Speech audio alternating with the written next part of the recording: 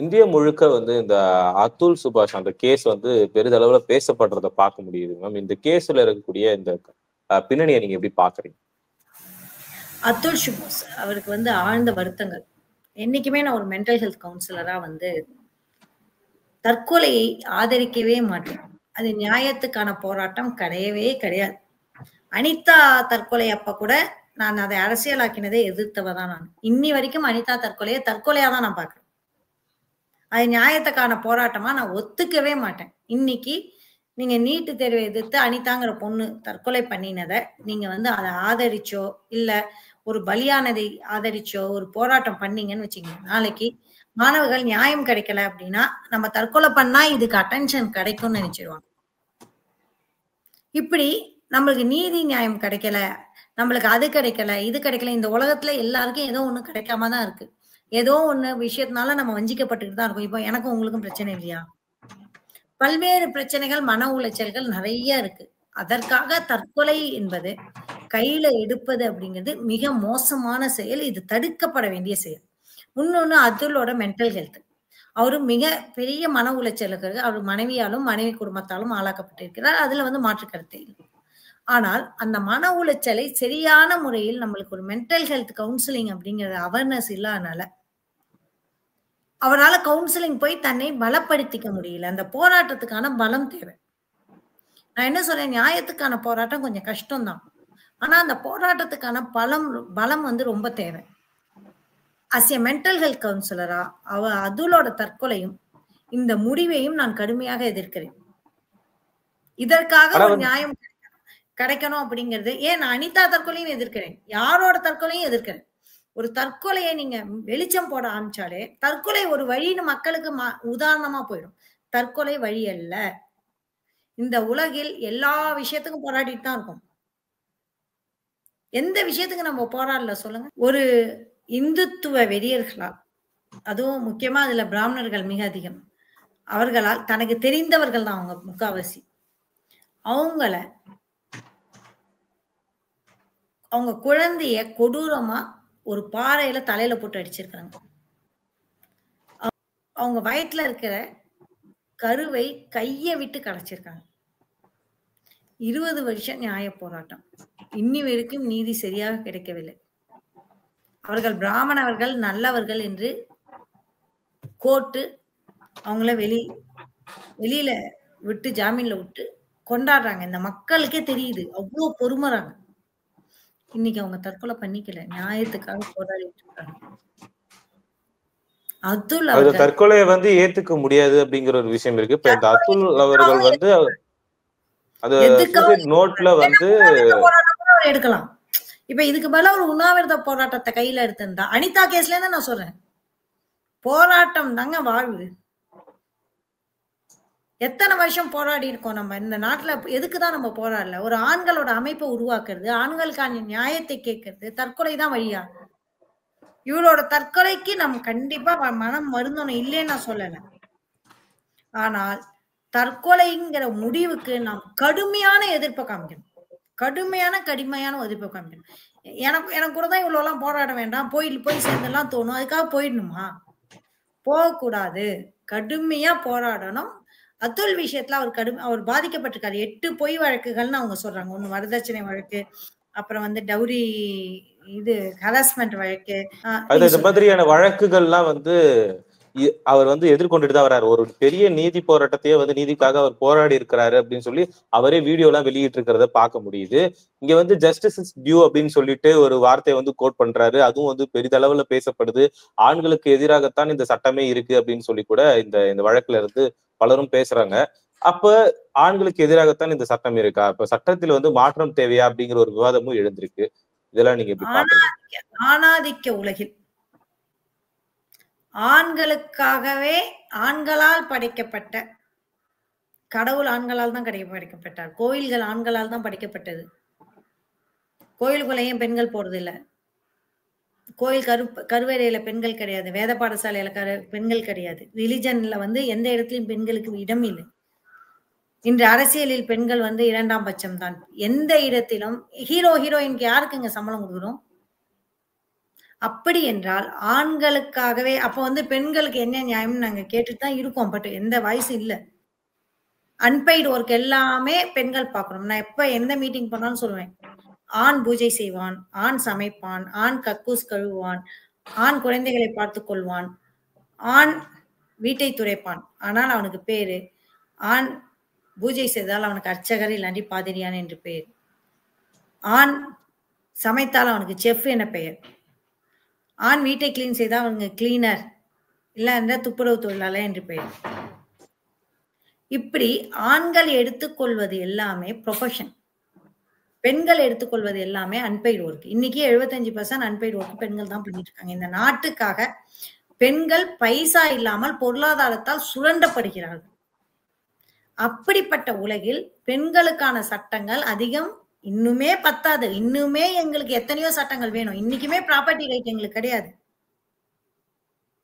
இப்ப திருமணம் ஆனோன்னு திருமணம் முடிஞ்சு டைவர்ஸ் பண்ணினா அந்த பெண் வந்து வீட்டை வந்து தன்னோட தொழில, தன்னோட கரியரை, தன்னோட எல்லாத்தையும் விட்டுட்டு இந்த வீட்டுக்கு வரா. ஆனா அவளுக்கு டைவர்ஸ் பண்ணினா அவங்களோட பரம்பரை சொத்தில் தான் ஏதோ பாகம் உண்டே தவிர்த்து கணவன் சம்பாதிக்கிற சொத்தில் பாகம் கேட்பது அப்படிங்கிறது மிக குறைவு. அப்படிங்கிறப்ப இன்னுமே 50% ப்ராப்பர்ட்டி ரைட் அமெரிக்கா மேலாம் நம்மளுக்கு கிடையாது. ஜீவனாம்சம் தான் சொல்றாங்க. ஜீவனாம்சம்ங்கிறது தான் இங்க பிரச்சனையா இருக்கு. நாங்களாம் வந்து ப்ராப்பர்ட்டி ரைட்டே வேணும்னு சட்டம் கேட்டுட்டு இருக்கோம். ஆணுக்கு அநியாயம் நடக்கலையா? கண்டிப்பா நடக்குது. இங்க போடுற கேஸ்ல 10% நான் சொல்லுவேன். சில பேர் 1% 2% சொல்லுவாங்க. நான் 5ல இருந்து 10% கூட சொல்லுவேன். 100 ஆண்கள் இருந்தா கிட்டத்தட்ட 5 ஆண்கள் வந்து பலியாடாகிறார்கள். பெண்கள் போய் கேஸ் போடுறாங்க. இந்த பழிவாங்கும் படலம் ஆண்களை விட பெண்களுக்கும் ஆண்களை போல் பெண்களுக்கும் இருக்கு. எப்படியாவது உன்னை பழி வாங்கியே தீருவேன் அப்படின்னு இருக்காங்க. அதுல் போன்ற அப்பாவிகள் மாட்டிக்கொள்கிறார்கள். அதில் அவருக்கு நீதி கிடைக்காதது மிக மிக துயரமான சம்பவம். அதுல் அவர்களே கூட அதுதான் குறிப்பிடுறாரு. நான் வந்து இவ்வளவு சட்ட போராடி இருக்கேன், இவ்வளவு எனக்கு எந்த ஒரு வழக்கம் சொல்லுங்க சாரி எந்த ஒரு வழக்குக்கும் வந்து எனக்கு சரியான நீதி வந்து கிடைச்சதே இல்லை அப்படிங்கிற மாதிரியான ஒரு விஷயத்த வந்து அவர் குறிப்பிடுறாரு. இங்க வந்து என்னோட உழைப்பை வந்து சுரண்டுறாங்க, என்னோட பணத்தை வந்து எடுத்திருக்காங்க அப்படிங்கிற மாதிரியான விஷயங்கள், நிறைய விஷயங்களை வந்து அவர் குறிப்பிடுறத பார்க்க முடியுது. இருந்துமே கூட அங்க ஜட்ஜு இந்த வழக்கை வந்து உங்களுக்கு ஆதரவா சொல்லணும், ஒரு 5 லட்சம் கொடுங்க அப்படின்னு சொல்றாங்க அப்படின்லாம் பேசுறாங்களே, அதெல்லாம் நம்ம எப்படி புரிஞ்சுக்கிறது? நீதித்துறை வந்து இந்த அளவுக்கு நீதித்துறை மோசமா ஆகிறதுக்கு கண்டிப்பா விசாரணை எல்லாமே செய்யணும். அதுல வந்து அதுல் செஞ்ச ஒரு நல்ல விஷயம் என்னன்னா, தனக்கு நடந்த அநீதிகளை வந்து புட்டு புட்டு வச்சிருக்காரு. ரொம்ப அழகா. ஏன்னா ஒரு ஏஐ இன்ஜினியர் ஒரு ப்ரொஃபஷன். இன்னைக்கு அதுலோட ஏன் இவ்வளோ கவனம் பெறுறோம் அப்படின்னா, ஒரு ஆண் பாதிக்கப்பட்டான் என்பதுதான்.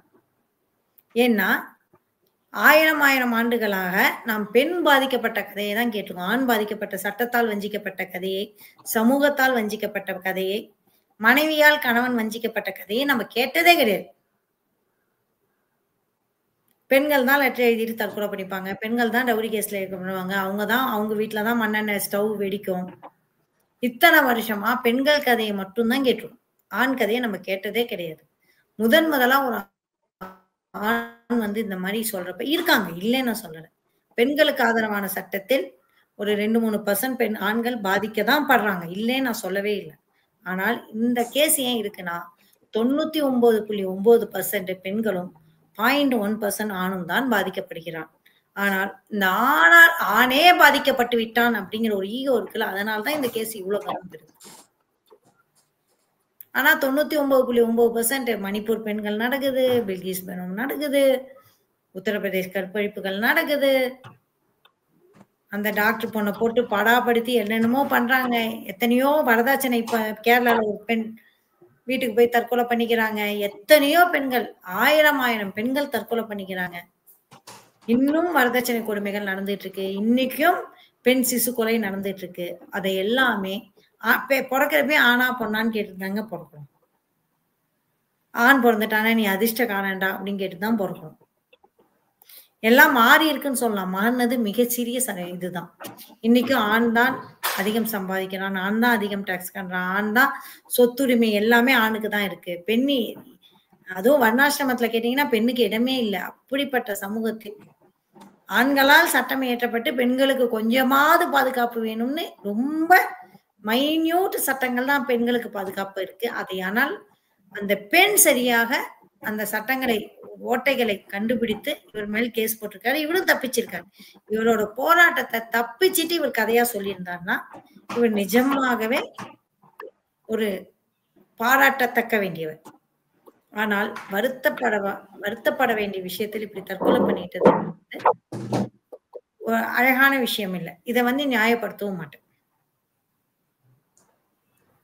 அது யாரு தற்கொலை பண்ணிட்டாலும் அது ஏற்றுக்கொள்ள முடியாத ஒரு விஷயம் தான். தற்கொலையே எனக்கு ஏத்துக்கலைங்க. தமிழ்நாட்டுக்கு ரொம்ப ரொம்ப முக்கியம். நீட் தேர்வுக்கான ஒரு கேட்டலிஸ்டா இருந்த அனிதா தற்கொலையே நான் தவறுன்னு தான் சொன்னேன். தற்கொலையை அரசியல் காரணத்துக்காக ஏன் இன்னைக்கும் சொல்றேன், அனிதாவோட நீட் விஷயத்துக்காக அனிதாவை புனிதப்படுத்துறாங்களா, அது தப்பு. நாளைக்கு என்ன பண்ணும், ஒரு விஷயத்தை புனிதப்படுத்தனா தற்கொலை பண்ணிக்கலாம்னு தோணும். இன்னொரு குழந்தைக்கு தோணும். அந்த குழந்தையோட உயிரோட நம்ம விளையாடிட்டு இருக்கோம். அது மென்டல் ஹெல்த்துக்கு அகேன்ஸ்ட். மென்டல் ஹெல்த் கவுன்சிலரா நாங்க தற்கொலையை எதிர்த்து ஆகணும். இல்லாட்டி அது தவறுங்க. அது நியாயம் கிடைக்குது, நீதி கிடைக்குதுன்னு தற்கொலை பண்ணீங்கன்னா நாளைக்கு எமோஷனலி ஒருத்தவங்க முடிவு பண்ணிட்டு நியாயம் நீதினு எழுதி வச்சுட்டு அவன் எமோஷனல் பிளாக்மெயில் பண்ண போயிடுவான். நியாயம் கிடைக்கணுங்கிறதுக்காக தற்கொலை தான் வழின்னு தோணிக்கிட்டே இருக்கும். தற்கொலை தான் வழின்னு. ரொம்ப தப்பு. இவருக்கே அந்த மாதிரி தானே அந்த ஒரு எண்ணம் வந்ததுனாலதான் உள்ள வந்துச்சு. நாளைக்கு இன்னொரு ஆண் என்ன நினைப்பான், ஓஹோ போராட முடியாட்டி தற்கொலை தான் போல இருக்கு, அதுக்கு அதுல தான் ஹீரோ, இப்படி ஹீரோ ஆக்கி கொண்டாடினா என்ன நினைப்பாங்க? தற்கொலை பண்ணிட்டா ஹீரோ ஆயிடலாம், நியாயம் கிடைக்கும் அப்படின்னு நினைப்பாங்க. தற்கொலை தப்புன்னு தான் இங்க அதிகம் பேசணும். அதுல் செஞ்சது சரியா தப்பாங்கிறத விட அந்த விஷயத்துக்கான ஆண்களுக்கான நியாயத்தை பத்தி கண்டிப்பா தேவை. நான் அதுல மறுப்பார்வே இல்லை. ஆனால் தற்கொலை தவறுன்னு தான் இங்க அதிகமா பேசணும். அந்த விஷயத்துக்கு கண்டிப்பா இதனால ஒரு லைட் கிடைச்சிருக்கு. ஆனா தற்கொலை தவறு.